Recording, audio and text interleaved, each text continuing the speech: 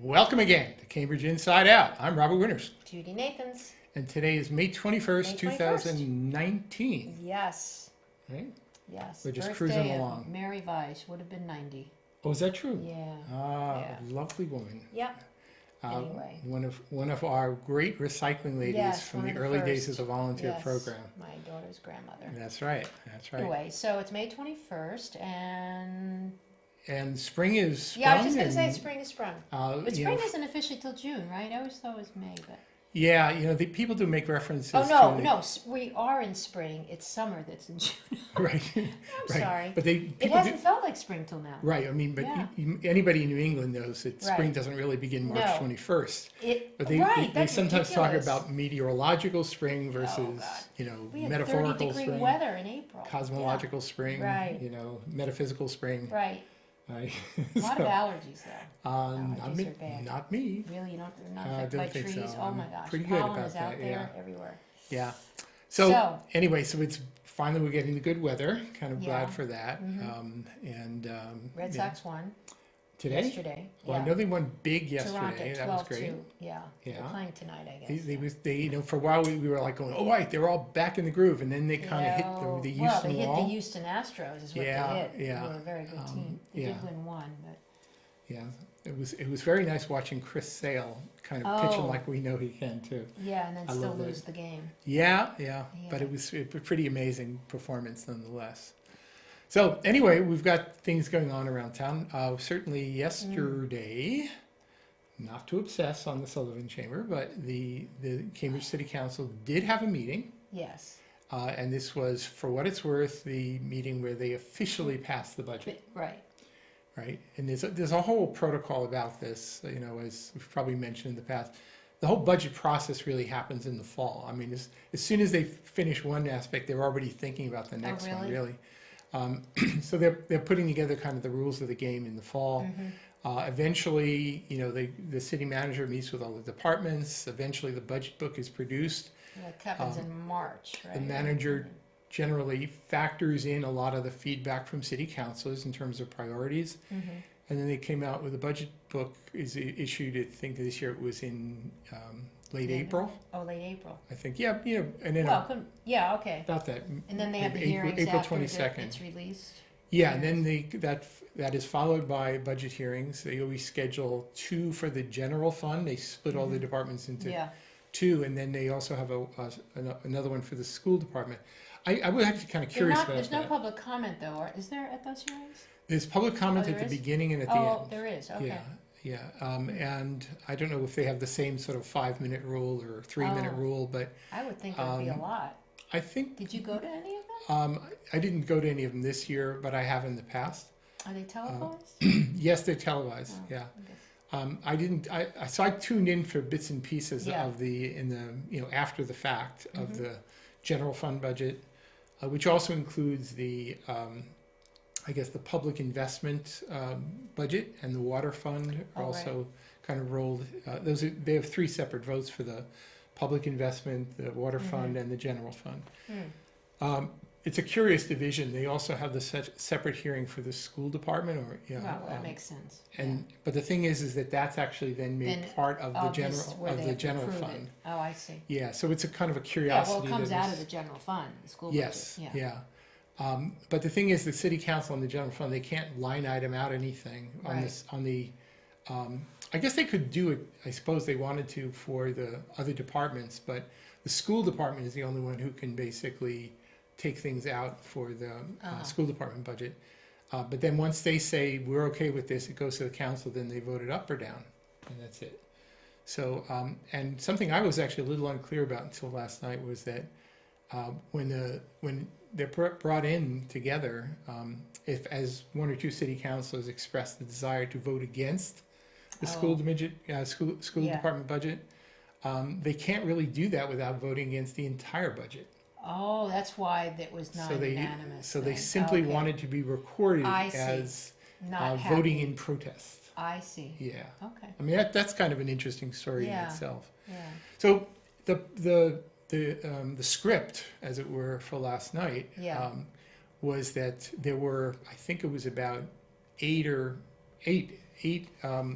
loan appropriations that were sort of passed to a second reading and waiting to get their Okay. final approval. Yeah. The tradition is they wait until budget approval night to finally do this final sign off on that. And then they do those 1 through 8, bang, bang, bang, and then they bring the whole budget in front of them, and they have sort of late commentary. The presumption has always been that city councils, if they have issues with individual departments, they should hash that out Be ahead during of the time. budget hearings, Right. not on the floor of the council the night of And I passage. assume that was done.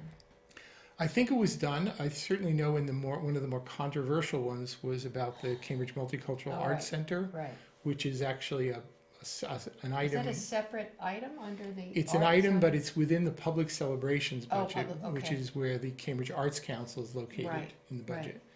And that was controversial for a number of reasons. And that was actually discussed a lot last night. That was discussed, and then what happened is that both for the Office of Tourism, Oh, right. the Cambridge Multicultural Arts Center, and I think there was one other request for additional information having to do with bias training or something like that. Huh.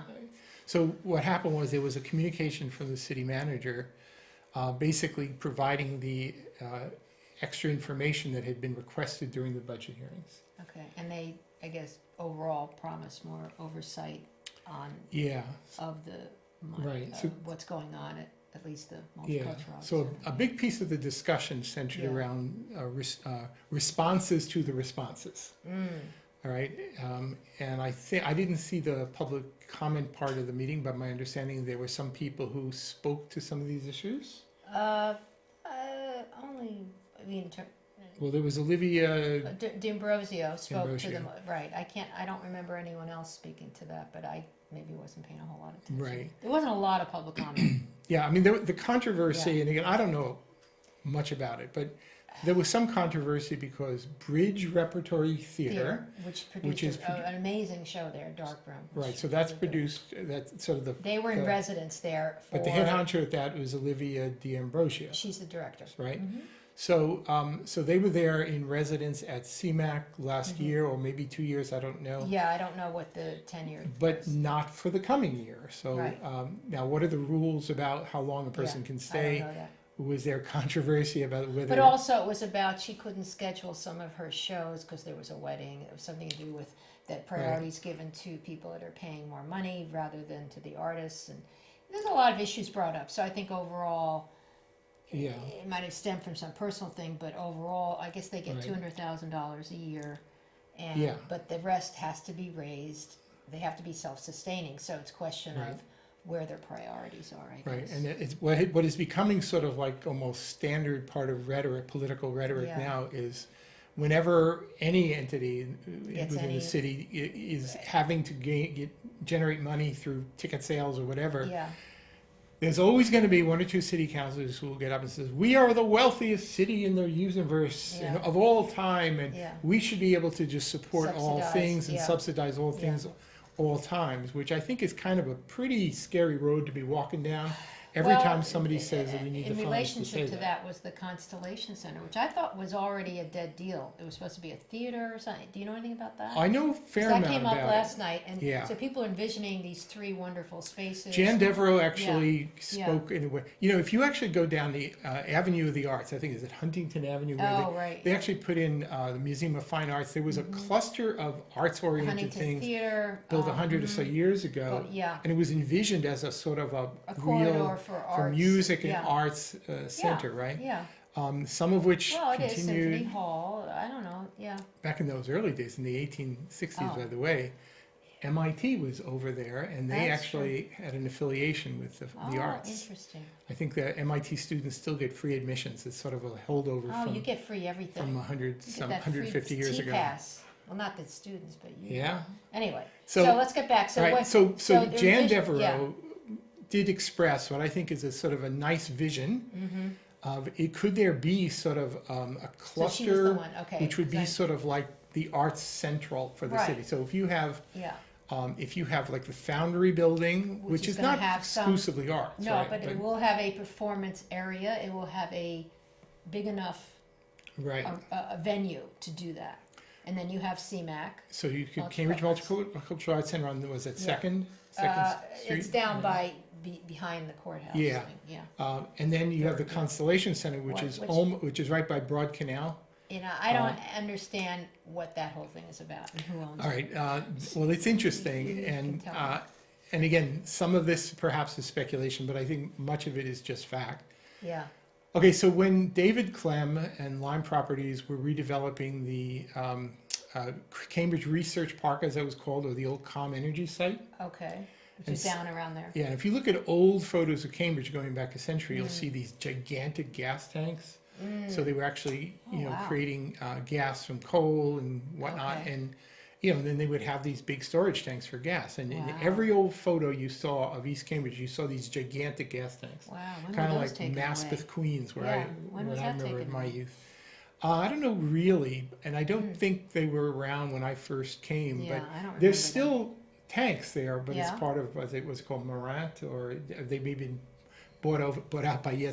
Veolia, the next Oh, generation of okay, energy utility right, down Veolia, there. So right. there's still an energy I see, utility operating down there. I see, okay. But the thing is there were, whenever you would pass along Third Street, you'd see these pipes and things, and you hear the sound of Yeah. gas rushing through. Yeah, So there was still I think there still is a continuing gas transmission function on that site. wow, Okay, but the thing is that it was originally promised when they did this whole redevelopment down there, Uh-huh. which eventually includes Watermark and a bunch of buildings that Yeah, were built as yeah. part of the old Com Energy site, yeah, including the public skating rink was all okay. developed as All part right, of the that plan whole and the area, proposal. okay, But part of the deal was that there would be this, I think it was something on the order of about 85,000 square feet, Constellation Center. It was supposed to be a grand theater or performance space that was Mm-hmm. Right. supposed to be a real landmark thing.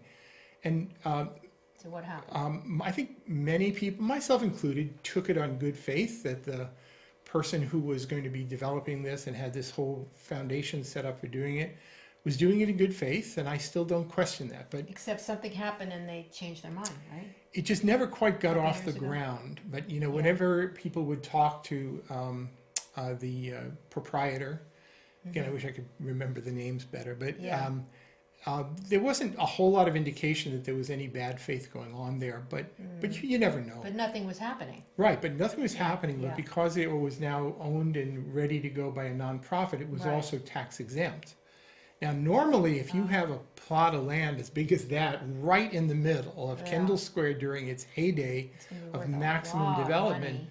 that even the land without anything on it would have I had think that's value. why it got changed, because they realized they were giving away something very valuable. No, what happened was the Oh. property was sold.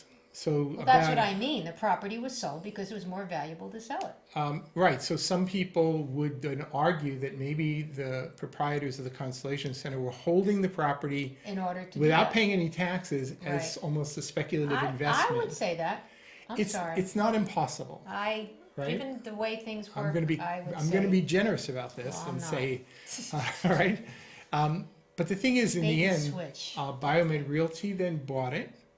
So Uh-oh, now labs. I believe that there is still the obligation, and I'm sure the planning board, there will be another zoning petition that will follow, that will, because there's no way they're going to just build a performance center for the price they paid for it.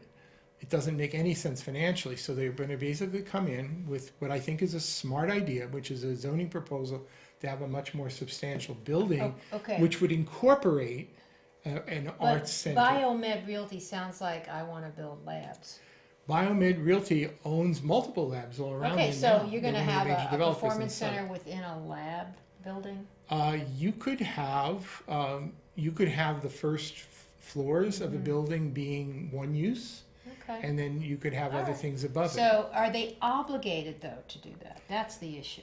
I What I were the think, original agreement there? And is that where- out the window because it got sold? think it was part of a planned unit development, Ah. PUD down there, that this was part of the plan. So, Yeah. so therefore the property, I believe, basically to- is, has an obligation. And Well, you unless can't- it's in writing and legal, I don't know. Well, I mean, the thing is, if they could provide the performance space at an adjacent site and then do the whole site for one purpose. Yes. If the city officials and elected Right. officials could warm up to that, I suppose that That's would be a fine too, possibility. it's just, my question is there anything legally binding them to do it? I believe there That's- is. Okay, well, that's all. Yeah. So, Yeah. and the thing is, there was actually, one of the city managers' communications pointed out, there was a subsequent amendment to that that actually added another 10,000 square feet to the Wow. performance center that was never built. Oh. So there's probably an obligation more on the order of about So 95,000 something down the square feet. road, maybe. Yeah, And the so Foundry. I well, remember speaking with some of the people from Yeah. Biomed Realty when they were Yeah. kind of talking about this behind Yeah. the scenes about buying it, that I think they're pretty much okay with doing that commitment. And, Mm-hmm. the one issue I sometimes have is the city really up to the task of envisioning the best outcome in conjunction with the private developer? Sometimes you actually do better just let the private developer come up with the ideas Well, and yeah, then check them but off if they sound okay. I think that's probably how it should What's go. happening with the But they Found- will come in okay, with a zoning petition Okay, within the next year, I assume. because they have to saying- rezone it. Well, they're not gonna just sit on the property, and they need to change the zoning to They permit do. an actual building other than They- just a performance center. Okay, that I didn't know. And, But I and thought it was zoned financially, for industrial down there, no? it Or- could be office, it could be Oh. lab, it could be whatever is hot in Kendall Square. So even though it's you- part of a PUD, it still has to change the zoning, wasn't it? Planned unit development is a part of the zoning, so. Right, so so- the thing is you can amend the zoning, so you can amend the PUD, you could modify it. So I guess I'm just saying, why isn't the existing zoning adequate enough? There's so many different kinds of buildings Because down there. under that, you can build up to 120 feet, Oh, okay, which isn't short, but it's No. not anything like the scale you're seeing in Kendall Square these days. no, And, but that's a 10-story building at Commercial Heights. 10 stories. And if you were to take, if you were Well, to, it's half the size of this one right, over and if you were here. to X out a performance space, which would need a lot more headroom, Okay, so then it's a lot, then it's I less. see, so that's where the zoning thing. but- Right, so you think they would need probably to go higher, Yeah, and considering where they're located, that wouldn't even be noticeable. so what streets exactly? You said It's right on Third? 3rd Street. It's, Third and what? if you go where the Broad Canal is, Yeah, and yeah, then there's that row of stores, you just continue Yeah, toward okay. East Cambridge, All right. you bump into it right away. and isn't the Foundry near there? It's, when you bang a Louis up onto Binney Street, it's like Yeah. my New Yorkers coming out. Yeah, okay, And you bang a Louis on Binney, you go up, Yeah. and then the Foundry's up in that neck of the woods. off of Binney? No. Close, yeah. Okay, so yeah. what's going on with that building? They were actually had meetings just recently about, I think they made this, there's like a consortium that actually has one of the MIT partners and somebody else. Did they Just sort pick a of shepherd developer it. yet? I wouldn't call it a developer, an Wasn't there like a operator. bid, an operator? Okay, An did they pick an operator? Yes, and They have. I'm spacing out on the name, but It's not the one that did the district hall? Isn't it the one that did? no, Oh, it it's is not. It was Okay. originally going to be one partner, and Uh-huh. then that got yanked away. Okay, And they reopened the whole process, and then they came up Oh. with it. I wish I could remember the name of the. so is it Party someone down that's there. done stuff It's a around here? some collaborative something or other. And All right. actually, if you look at the write-up, it looks great. It looks like everything the city could want. Okay, But the thing is that it also has to pay for itself. right, so or it's a at least- model where we're gonna give Yeah. you, is it seed money the city's giving, or are they giving it money You know, yearly? if Bob Healy was manager, Yeah. it would be basically seed money and a one-time non-recurring expense. That was That, Bob's to way. me, is what it should be Ideally, for it that should be. place, yeah. It's a scary little road to Yeah. every time the city takes on a Right. responsibility to Right. be baking in permanently a multi-million-dollar financial obligation So I'm into wondering, the 'cause operating budget so every year. the Cambridge Multicultural Arts Center, was there seed money involved in that, or was it just, we'll give you $200,000? I believe a the year? Cambridge Multicultural Arts Center was. That was a it while was ago. It was long enough ago that even I start to forget the Okay, details. but it probably was under different circumstances. than it would be Yeah, it was today. a historic preservation of the Bullfinch True, right, properties, and there was an obligation to maintain the Cambridge Multicultural Arts Center. I Yeah. believe a open-ended commitment from the city to fund that art center. I don't know how much that has changed over the true, years, it but probably is now, more now than what's it it, was six- then. 600? Six, is it 200K now? Yeah, Right, which, okay, so that's reasonably modest. I know I was fouling it up because when the Cambridge Hospital got spun off as the Cambridge Health Alliance, there's a Yeah. payment we still make, Oh, basically for public health purposes to I Cambridge see. Health Alliance. And, so we do have some commitments baked in, Okay. but honestly, spinning off the hospital was such a financial plus for the city yeah. to eliminate the financial exposure of an industry that could go up and down. So Easily. what is the relationship of the Cambridge Health Alliance and the city? It's not part of our budget? It was established via action through the state legislature. So the thing is the city manager is the primary appointing authority for the governing board for the Cambridge Health Alliance. But the people that work for them, the nurse, who are they paid by? So once they have the chief executive officer, Yeah. ultimately the buck stops with the CEO of the Cambridge Health Alliance, Mm-hmm. and they own multiple hospitals in Somerville, Right. Everett, yeah, and elsewhere. yeah, So yeah. all hospitals, as John O'Brien, who was once CEO, once said to me, he said, "In this business, you either marry or you die." So, Right. and he said that's what hospitals do. Okay. They So kind of they're basically on their own, is it like the They post are office? they are have to generate largely their own- autonomous, but the thing is, there are governing boards. There is a level of accountability. The city manager appoints perhaps even most of the board members. Yeah. Okay, but it's separate than, say, the public health department, where those are That's a employees city of the department, city. yes. Okay, all right. But they do work kind of in conjunction. So, But they're not city yeah. employees. But it's so they're it's more of different. a kind of vestigial relationship dating back Of to what the kind? day. Vestigial. So Vestigial. like an appendix, right? Okay. Right. So the Alright. thing is that the Cambridge Hospital used to be, the city, Yes, the city. It was all it an was all absolute, them. just a city Right. department. And if you look at city budgets going back into before the breaking off of the Cambridge Health Yeah. Alliance, that was a huge portion of the budget and the riskiest part of the budget potentially too. By spinning that off, it kind of gave the city a lot more flexibility. Really secured their capacity to maintain high bond ratings because they didn't have to have this potential albatross around them. But they still retained some control. So I dare say it was a well done deal to create it. But the whole landscape has changed in healthcare. Even when they did the Affordable Care Act, even when they did the Massachusetts version of that originally, Yeah. once upon a time, Cambridge Health Alliance or Cambridge Hospital largely depended on what they call the free care pool. So a lot Right. of their funding That's came right. from Yeah. basically taking care of indigents and people who Right. couldn't support, and then the money would always be there. Right. When you went to a system with health insurance, some of those same people who would go to Cambridge Hospital because it was the only option for them could now Had go more. to Mass General. Well, it So- depends. I mean, It depends, sure, Yeah. but the thing is that Yeah. it made it more of a competitive atmosphere. yeah. And, and actually, so Cambridge Health Alliance has had to be much more creative in how they kind of Yeah. keep their books right. I think they're considered to be well run. I think they're well Yeah. run, yeah. And the thing is, considering the fact that city hospitals, public hospitals have basically been disappearing all over the place. Well, we're lucky here, they're not gonna disappear, it's places Right. that are out in gosh knows Right. where, it's 100 So we- miles to get to the nearest So hospital. we've managed by basically Yeah. taking care of Cambridge's Yes. healthcare need, created an entity which could Yes. then pick up Everett's Yeah. Hospital or Oh, Somerville's yeah, they have Hospital Whitman and yeah, all incorporate over. it into Yeah. a kind of a network of No, it's these good. I city think hospitals. I think it's good, Yeah, so it's essential. It's just an Yeah. essential thing, and so I give a yeah. tip of the hat to Bob Yes. Healy and to Tim Toomey, who Uh-huh. was as a state legislature helped shepherd Oh, right, the whole process Yeah. through. it's good. Unsung It's a good heroes, model, really. unsung heroes, Yeah, yeah. yeah.